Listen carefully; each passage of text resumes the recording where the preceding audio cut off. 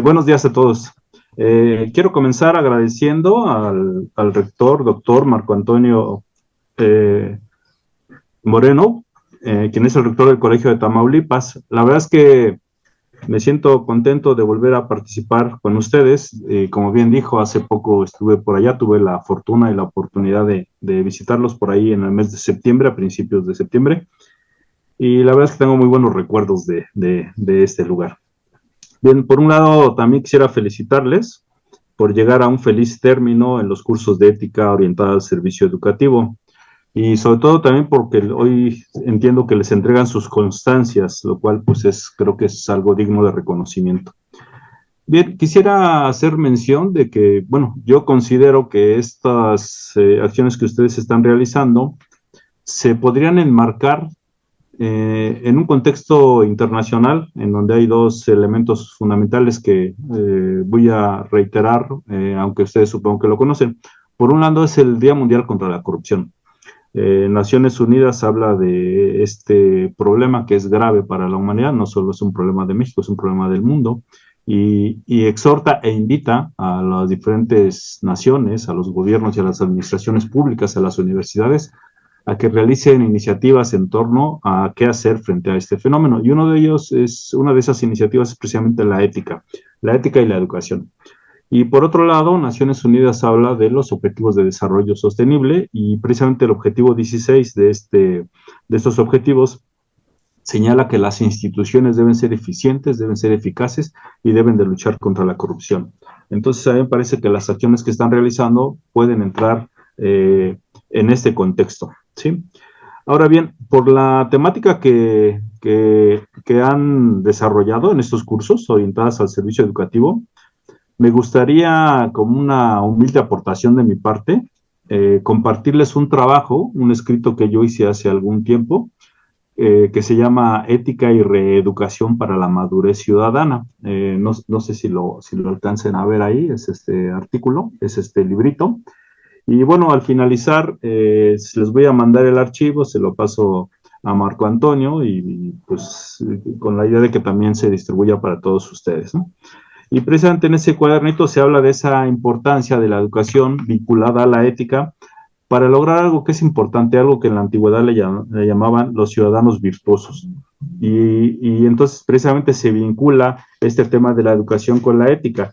Y para ello me voy a permitir leer unas citas de este documento que están en el epígrafe antes de dar paso a mi presentación. Y cito a un autor, por ejemplo, Plutarco, dijo: el punto capital como una primera, una media y una última cosa es una excelente dirección y una legítima educación. Y digo que estas cosas son útiles y colaboradoras para la virtud y la felicidad. Por otro lado, Petronio dijo: la educación es un tesoro y una profesión nunca muere, ¿sí? El filósofo alemán Kant dijo: la educación es la más grande aventura humana. Y Plutarco también dijo: de las cosas que hay en nosotros, la educación es la única, inmortal y divina. Entonces, como ustedes sabrán, los primeros en sistematizar este conocimiento a través de lo que le denominaron paideia fueron los griegos. Esto fue unos 6 o 7 siglos antes de Cristo. Bien, entonces, dicho esto, esto es un tema importante, el tema de la educación, que vinculado a la ética creo que nos da pauta para hablar de lo que les tengo preparado el día de hoy. Y yo les traje una presentación que le denomino Elementos para comprender la ética pública. Así que voy a empezar con eso, ¿no? Bien, miren, una primera definición de lo que es la ética, la más antigua que se conoce, significa morada o lugar donde se habita. Es refugio de toda persona, la fortaleza inexpugnable del ser humano.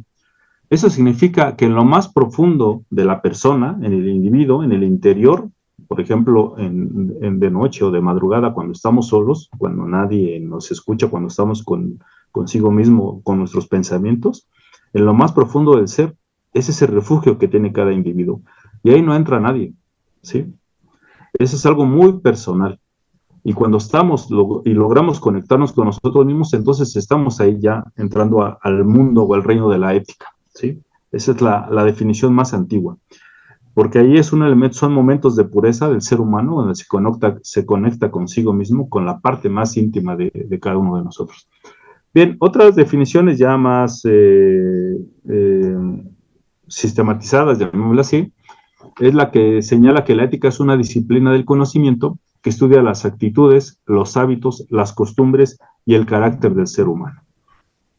Todas las formas de comportamiento están estudiadas por la ética.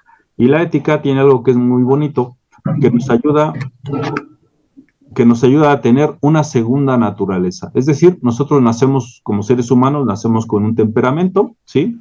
Pero la ética nos ayuda a irnos moldeando, a formarnos a nosotros mismos, cómo queremos ser, ¿sí? Y aquí me voy a permitir evocar una frase del budismo que dice que así como el carpintero talla la madera y el escultor talla la piedra, el hombre ético se talla a sí mismo. Es decir, la ética muestra virtudes, valores, vicios, cómo quiero ser, ¿no? Quiero ser virtuoso, quiero ser vicioso, ¿sí? Si quiero ser virtuoso, ¿qué vicios debo de eliminar? Si soy un irresponsable, pues tengo que formarme para ser responsable. Si soy un impuntual, pues ahora voy a trabajar por ser puntual. Es decir, la ética nos permite tener una segunda naturaleza y esa segunda naturaleza significa tener carácter, hacerse de un nuevo carácter.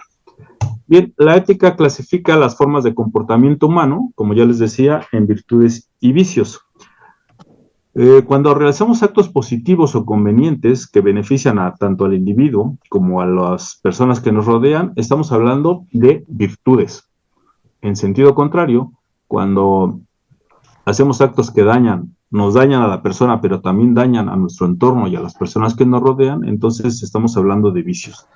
La ética muestra que hay vicios y virtudes, o sea, clasifica las formas de comportamiento humano y con base en esta clasificación establece estilos de vida, muestra géneros de vida y señala cuáles pueden ser las vidas idóneas o correctas para actuar bien. ¿Sí? Es un poco lo que hace la ética. Son ejemplos de vicios y virtudes los siguientes, ¿no? La justicia, la prudencia, la lealtad, el honor, la amabilidad, la sabiduría, la continencia. Son ejemplos de vicios, pues la injusticia, la imprudencia, la deslealtad, el deshonor, el despotismo, ignorancia, la incontinencia. Y aquí es entonces donde la muestra nos da esa posibilidad de que cada uno de nosotros elija cómo queremos actuar, con base a las virtudes o con base a los vicios. Y aquí hay un elemento muy importante que es el libre albedrío. Dice Aristóteles que tanto la virtud como el vicio están en nuestra facultad de realizarse. Entonces uno elige cómo actuar, si acompañado de virtudes o acompañados de vicios. ¿Sí? Bien, la práctica de las virtudes es lo que la ética denomina el bien, mientras que entonces el mal sería la práctica de los vicios. En la medida en que la persona comprende cada uno de sus actos, su conciencia despierta y se forma. Para los griegos se decía que había dos tipos de seres humanos, aquellos que viven despiertos, perdón, aquellos que viven dormidos y aquellos que logran despertar. Y obviamente decía Aristóteles que la mayoría de la gente le gusta vivir dormida, porque no a todo el mundo le gusta que nos despierten, incluso le encanta estar dormida, ¿no? Pero decía que aquellos que logran despertar es porque precisamente han elegido la vida de las virtudes. Y también decían que las virtudes no son sencillas de alcanzar. Decía que los dioses pusieron sudor para lograrlas, en tanto que los vicios son más fáciles y son los que más se practican, ¿sí? Bueno, gracias a ella, hacia a la ética y a la libertad de elegir, el hombre adquiere la posibilidad, perdón, de elegir lo que considera más acertado bajo su responsabilidad. Y la disciplina que nos proporciona todo este conocimiento, como ya les venimos señalando, es la ética.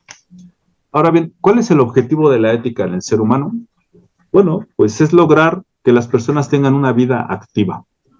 Lo contrario a lo activo, pues es lo pasivo, ¿sí?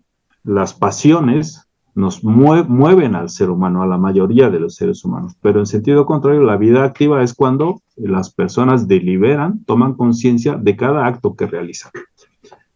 Una vida activa hace que el individuo desarrolle una conducta basada en la libertad y la responsabilidad, orientadas a la realización del bien mediante el cumplimiento del deber. Entonces, lo que decíamos, la ética muestra cómo hacer o qué hacer o, de, la ética muestra hacer lo correcto en todas las circunstancias en donde nos encontremos. Estar en acto significa que el individuo domina los deseos, apoyado por la recta razón. En palabras de Aristóteles, ha despertado, y en palabras de Platón, el hombre ha salido de la caverna, es decir, ha salido de la ignorancia, ha encontrado la luz, ¿sí? No es fácil ser ético, cuesta trabajo, ¿sí? Hay que esforzarse, y como ya decíamos, pues es más fácil caer en los vicios.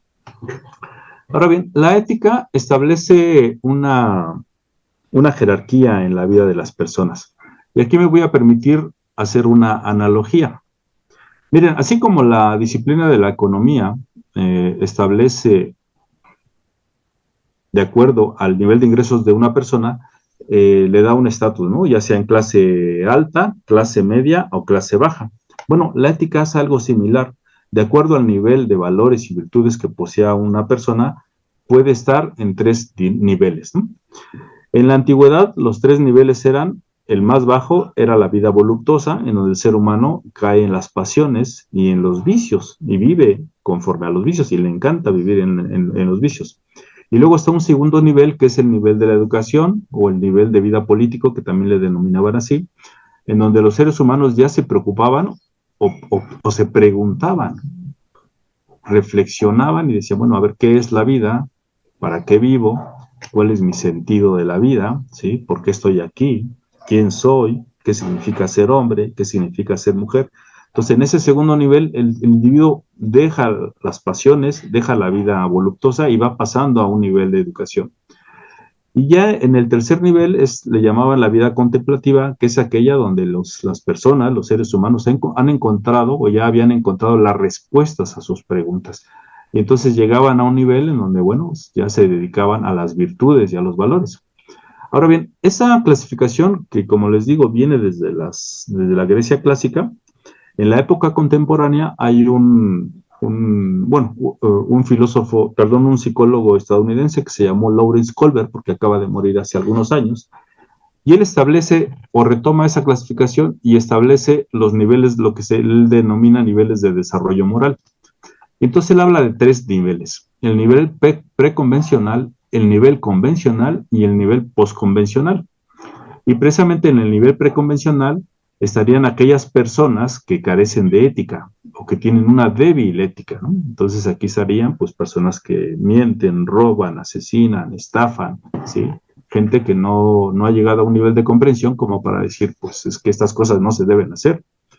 Y en el segundo nivel, bueno, pues están aquellos individuos que precisamente gracias a la educación han llegado a un nivel de comprensión de que son parte de una comunidad política, que nos debemos unos a otros, que nos necesitamos unos a otros y que por lo tanto no hay que hacer cosas indebidas. En este segundo nivel, bueno, pues está el ciudadano que paga sus impuestos, la persona que respeta los altos, que no se salta los altos, ¿sí?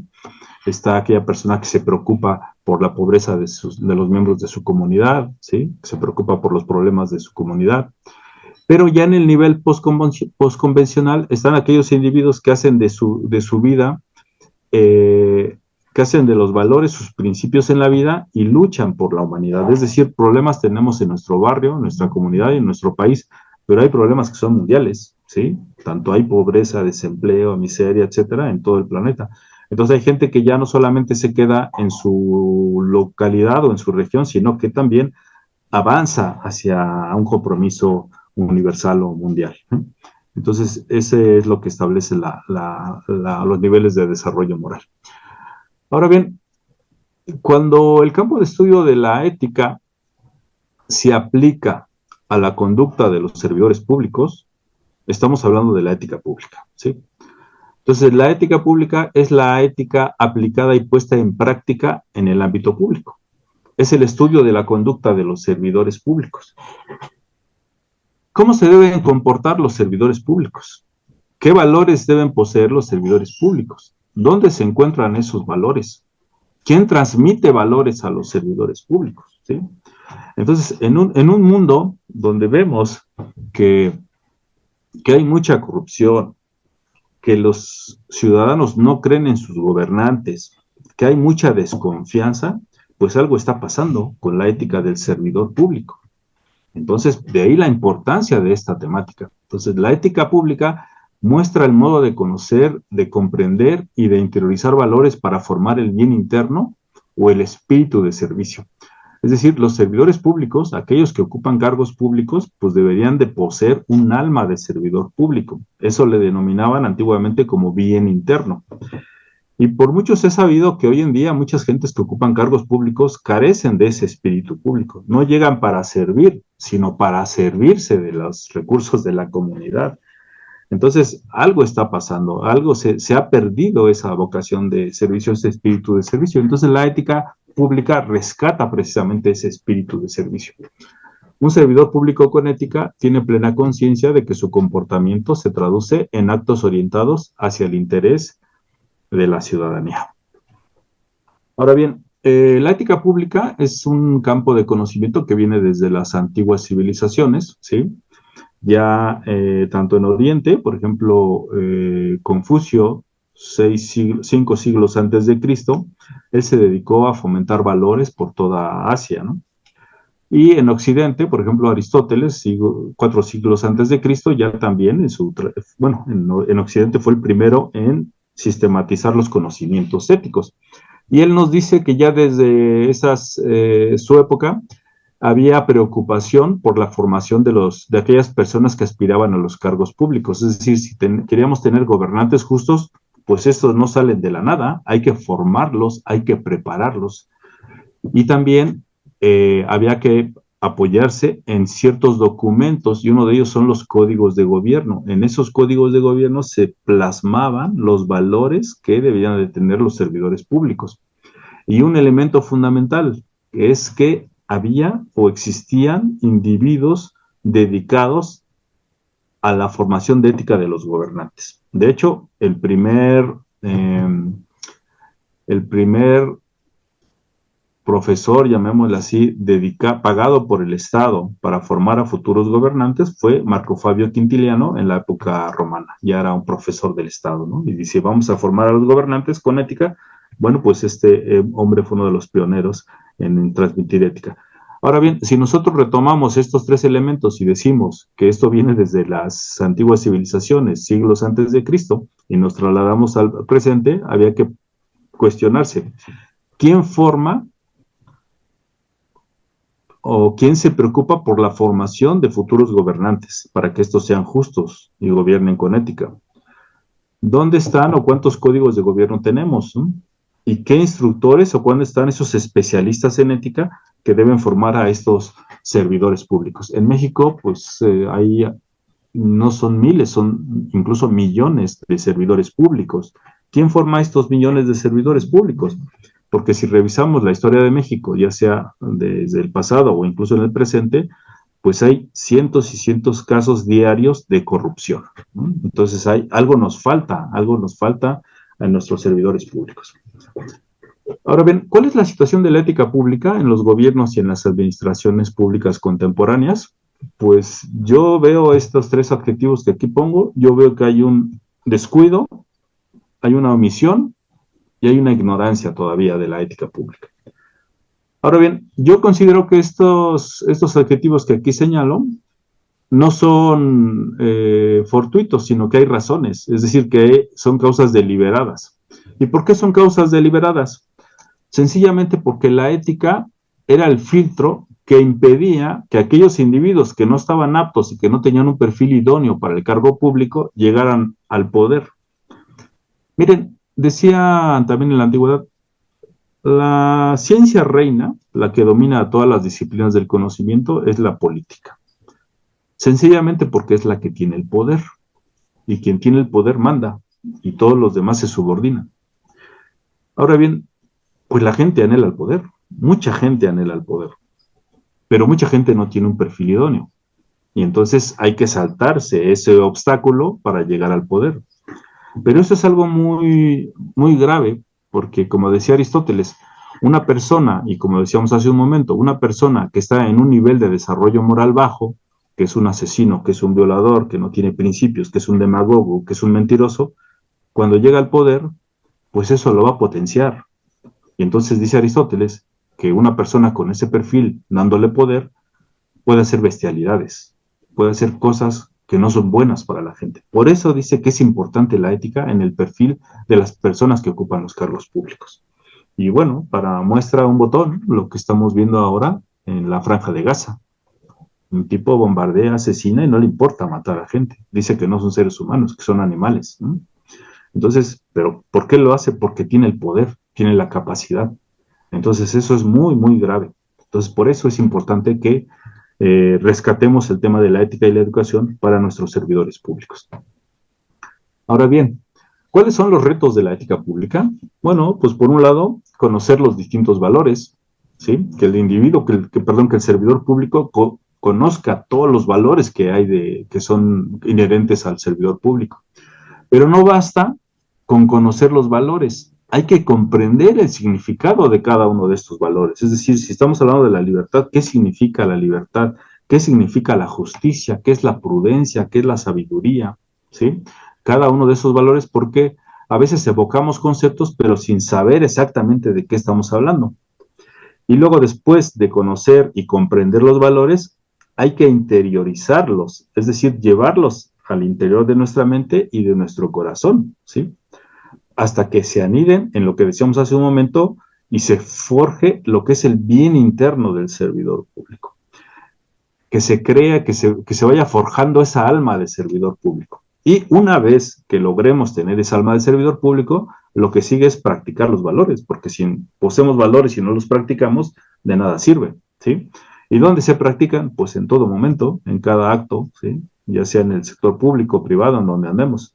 Es decir, no es que haya, en mi caso, un Oscar Diego que tiene valores para el trabajo y cuando está en su casa no tiene valores o tiene otros valores, ¿no? A donde vaya, pues tengo que tener esos valores y ser responsable, ser verídico, ser fiable, ¿sí? Bien, entonces ya llegando hasta aquí, pues ya podemos señalar o comprender este planteamiento que aquí esta premisa que aquí se plantea.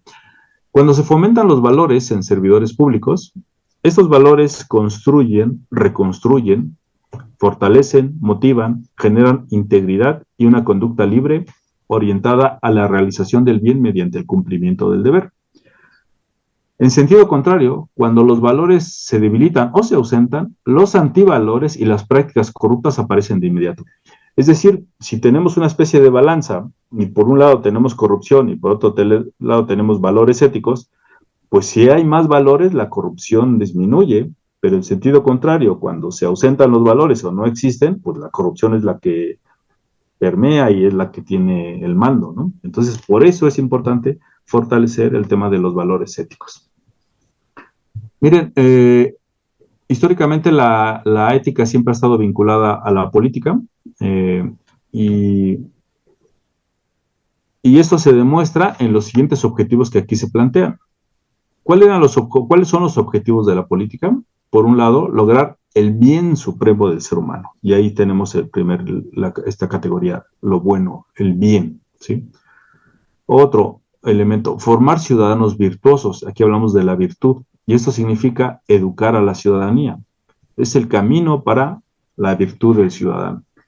Por otro lado, gobernar con justicia. Y ahí nuevamente sale la virtud de la justicia. Garantizar la libertad del ciudadano. Satisfacer las necesidades básicas. Bueno, otro elemento que aquí no lo puse es dar seguridad al ciudadano.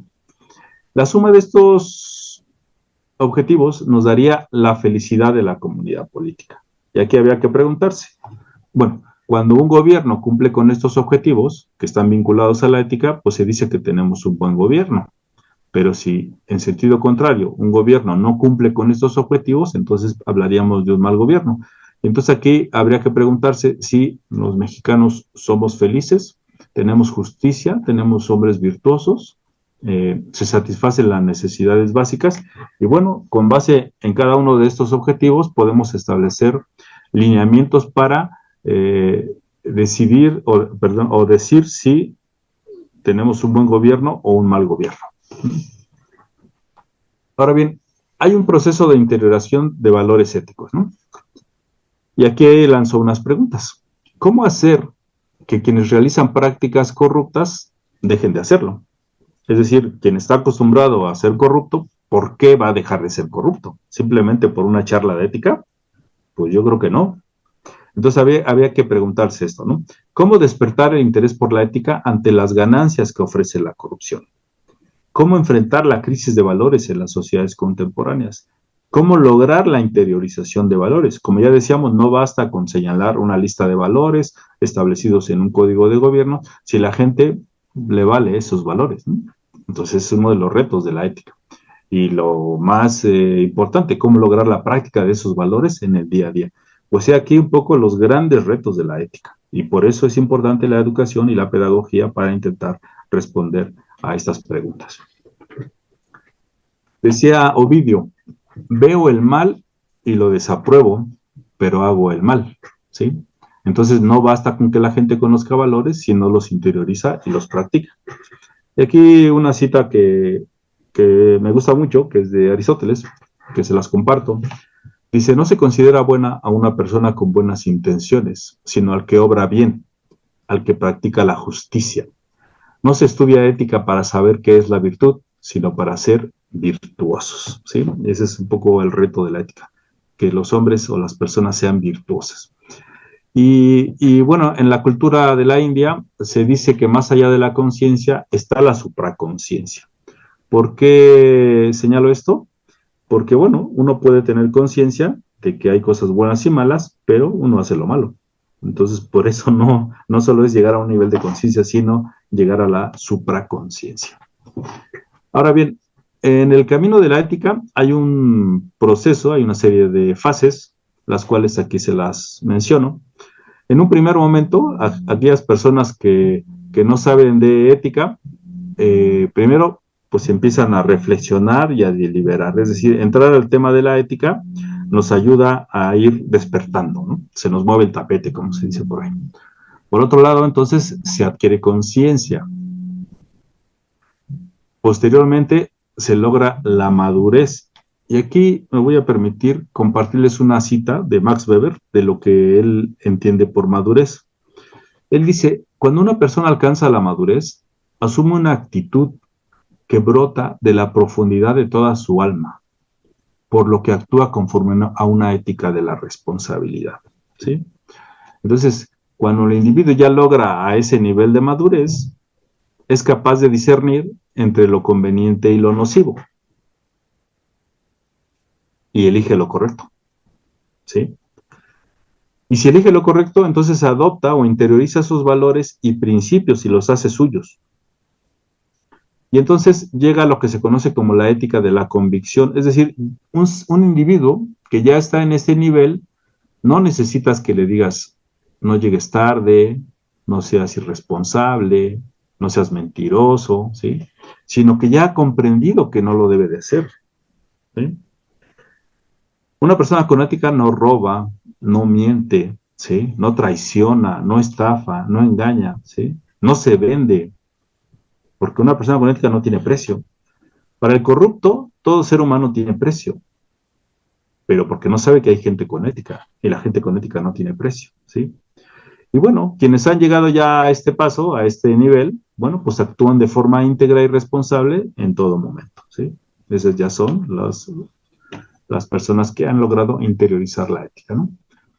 Ahora bien, ¿cuáles son los valores del servidor público? ¿Dónde se encuentran esos valores? ¿Quién decide qué valores son los más convenientes?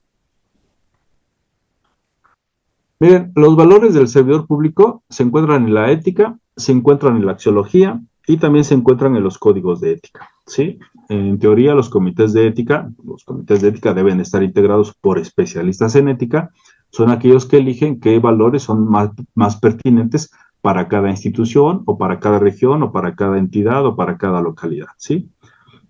Ahora, bueno, ¿y dónde se encuentran esos valores? Bueno, se los acabo de decir, en la ética, en la axiología, en la estimativa también, que es un campo de conocimiento de los sentimientos, ¿sí? Y en los valores éticos. Ahora, ¿quién decide qué valores son más convenientes? Pues les acabo de decir, el comité de expertos, los comités de ética, pero siempre y cuando sean especialistas en ética, ¿no?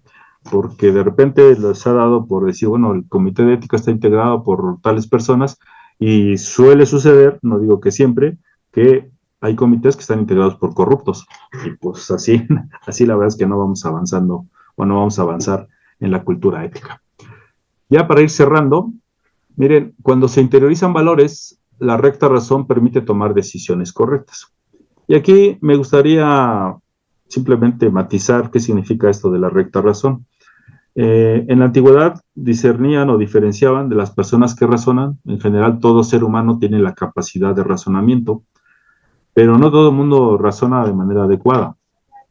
Por ejemplo, pues un buen corrupto razona y es muy inteligente y se escapa toda, piensa, reflexiona, delibera para saltarse la ley, cómo le va a hacer, etcétera, todo para que quede todo casi perfecto. De hecho, los grandes corruptos pues, son sumamente inteligentes. Razonan muy bien, pero no razonan rectamente. La ética les hace, la recta razón se acompaña de ética, porque tiene de por medio los principios y valores. A eso me refiero con la recta razón. Y a eso se referían desde la antigüedad. El actuar o tomar decisiones de manera correcta. Identificar valores éticos sin duda es positivo, pero más lo será establecer mecanismos para su fomento. Entonces, la ética no solamente es un discurso abstracto, no es un discurso utópico, sino que hay instrumentos éticos para aplicar la ética, hay herramientas éticas, hay modelos éticos, y eso es lo que todavía hay que impulsar para construir y materializar e institucionalizar la ética en el servicio público. Lograr que todo servidor público actúe con ética sin duda contribuirá a establecer un dique a las prácticas corruptas.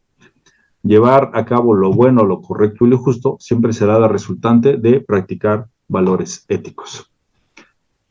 Bien, Aristóteles, son unas citas de Aristóteles que les comparto, y él dijo, y con eso termino, a aquellos que pueden ser orientados debemos prestarle nuestra ayuda ética, más aún que si se tratara de una ayuda material. Conducirse éticamente significa querer el bien por sí mismo. El bien es ciertamente deseable cuando interesa a un individuo, pero se reviste de un carácter más bello y más divino cuando interesa a un pueblo y a un Estado. Eso significa que sería bueno, que es bueno que cada individuo sea ético, pero sería mucho mejor si todos somos éticos, si todos nos ayudamos, si todos comprendemos, si todos colaboramos, si todos somos virtuosos, si todos construimos un Estado ético. Así que, pues yo aquí le dejo, perdón, aquí hay otra cita también que les comparto, esta es de Cicerón, y él dijo, la grande y verdadera gloria supone estas tres condiciones, que nos ame la multitud, que tenga confianza en nosotros y que con cierta admiración nos considere dignos de honor. Y esto lo dijo como servidor público. Y nosotros como, o los que participamos de las instituciones públicas, pues tenemos que asumir esta filosofía, ¿no? Bien, finalmente Confucio, un sabio oriental, dijo, el hombre que ocupa un cargo público debe dedicarse al estudio en sus momentos de descanso. El estudioso, por su parte, debe ocupar un cargo público cuando no se dedique a su investigación. Entonces, nos hace el exhorto para que siempre estudemos estudiando, estudiando y estudiando, y que esos conocimientos los apliquemos para el bien de la comunidad política a la que pertenecemos. Bueno, pues yo le dejo aquí. Muchas gracias por su atención.